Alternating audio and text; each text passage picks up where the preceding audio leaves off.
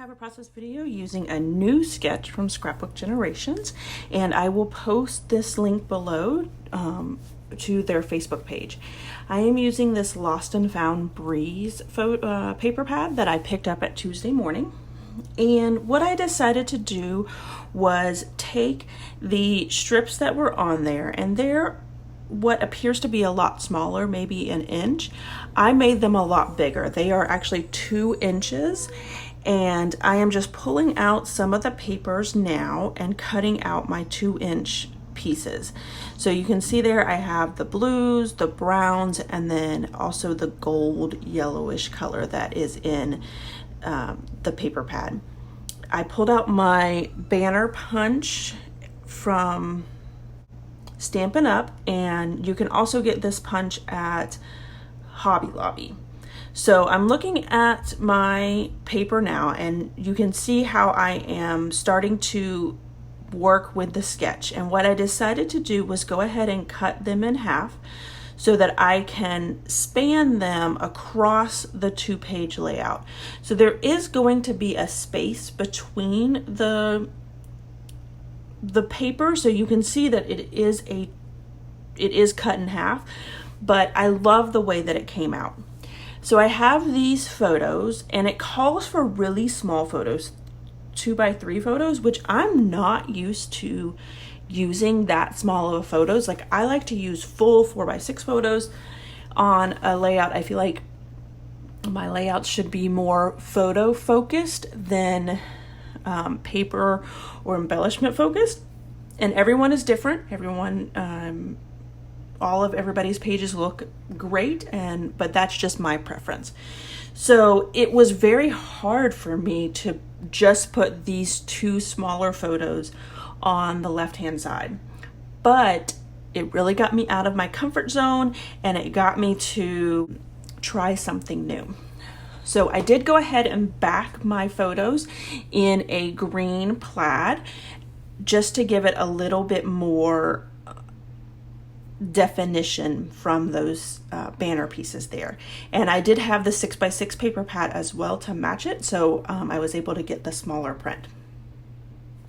I'm going to use peeled paint distress ink to distress all of my edges, and after I distress all my edges, I am going to try and figure out what is the best way to put these down. I thought about maybe overlapping them a little bit, putting them down straight. I really wasn't sure, and what I finally decided was there is a little bit of overlap, but not a whole lot.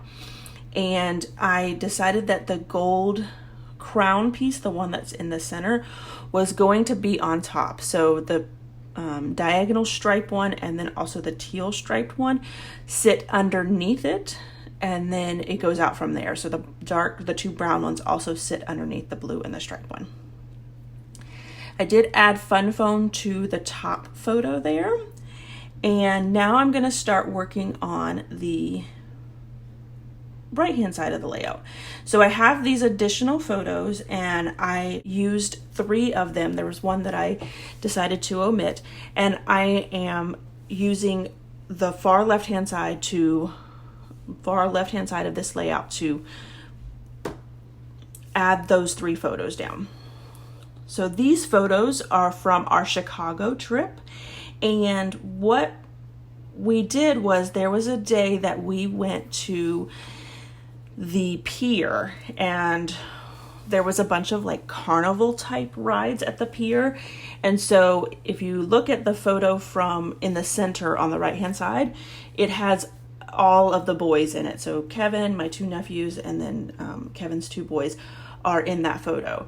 But Kevin's boys love the ride so much that they decided to ride it again, and the photos of them in the ride is so stinking cute because they were kicking their feet and they had their arms up in the air, and they really enjoyed this ride. I also have the embellishment pieces for this paper collection, and so I pulled out pieces that I thought might work, and I really liked the hot air balloon. Even though they weren't in the hot air balloon, they weren't anything in the sky, ride itself looked like a big lighthouse, and you can kind of see that in the photos, the red and white stripe in the background. They were going up in the air, and they just had such a blast with that. So I thought that the hot air balloon went very well with it. So I added a couple different pieces, an old-timey ticket that says 50 cents and admit one, because it was that like carnival type feel to it, and I really thought that that worked well. So this cluster up here matches those stars, and as you can tell in my layout, I did not do the stars theme. I really wanted to move away from that and show you guys that you don't have to follow the sketch exactly like it is. You can use hearts in that area, stars, you can use gears, you can use whatever works for you. I completely omitted the stars down the side there because I have those banner pieces and I really wanted those to showcase. And then I had the pieces that, like when you cut out the banner pieces, the pieces that are left. And so I was trying to figure out a way to get them to work. And so I adhered them down and with the two, but I really didn't like the way that that was coming out. I fuss around with this a lot. I do end up cutting a lot of it out because I don't end up using it this way, but I wanted to show you guys some of the different ways that you may have been able to use this. And so then I went just a straight line down. I didn't like that as well. So I'm gonna try to put the pieces back together, but there's not enough pieces and I didn't want to cut additional ones because I really only wanted to use the pieces that were there. And so it doesn't fit the whole 12 by 12 strip, so I just didn't like it. So here I'm sitting there trying to think about what I'm gonna do. And what I end up doing is switching the paper around. So at the very top, I have the dark piece that's down here at the bottom, and then I go stripe, crown, plaid, and then polka dot. So it's a reverse of the banner pieces, and I really like the way that that comes out. After I get all of that done, I pull out my right hand side of the layout and I'm going to start pulling in a embellishment cluster on that side of the layout. I start out with this, what looks like the paper got wet and then it was all crinkled up and then somebody tried to straighten it out is probably the best way that I can explain this paper, and I really like the way that it looks. So I did go ahead and use my notebook punch at the top so it does look even more like a piece of paper, and I'm going to end up putting my journaling on that section there. After I distress the edges, I go ahead and put that down and I tuck it in between the photos and on top of those banners. I decided that I wanted to use fun foam to pop up my date, but I've learned in the past, I've tried to put the fun foam and then write the date on top of it, and it never worked out. So I went ahead and wrote the date on that piece and then used the fun foam to pop it up and add that to the top of the notebook punch paper there.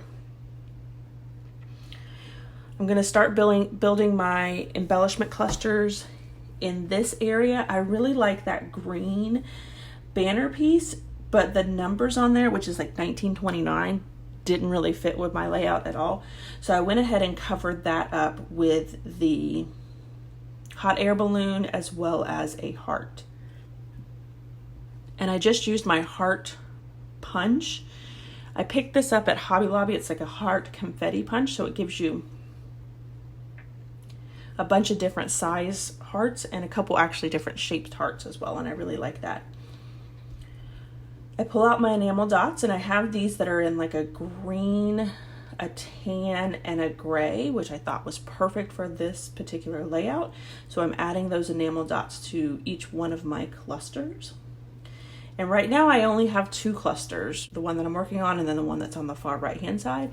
I did have my title there, but I realized that I didn't like any of the additional embellishment pieces. So I went ahead and pulled out my embellishment book, and you can see on the wax paper I pulled out what I thought would work for me. I found this little 10-cent piece, which I thought was cute. It again plays into that carnival type rides This little piece that I cut off here, it has 2 arrows on it, and I just didn't like the way that the arrows were pointing, so I went ahead and cut it in half.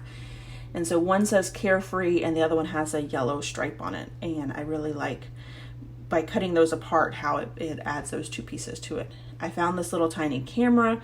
I put fun foam on that, and then this little stamp here that I just put down says Wild and Crazy. It looks like a little postage stamp. And then I added an enamel shape that has the heart cut out of it. I go ahead and start working on my journaling, and it just says Jack and Adam love the Lighthouse Tower ride so much they wrote it twice. Kevin, Malachi, and Cole wrote it with them the first time. And then that is my layout, guys. So make sure you check out Scrapbook Generations for this sketch if you would like it. I will post a link below as to where you can purchase this free sketch. You do have to purchase them even though you don't pay anything. Here is my final layout as well as some close-ups. If you liked this video, if you wouldn't mind giving me a thumbs up, I would really appreciate it. If you want to see more double page layouts, make sure you hit that subscribe button because that's all you're going to get on my channel. Thanks for watching, everyone, and have a scrappy day.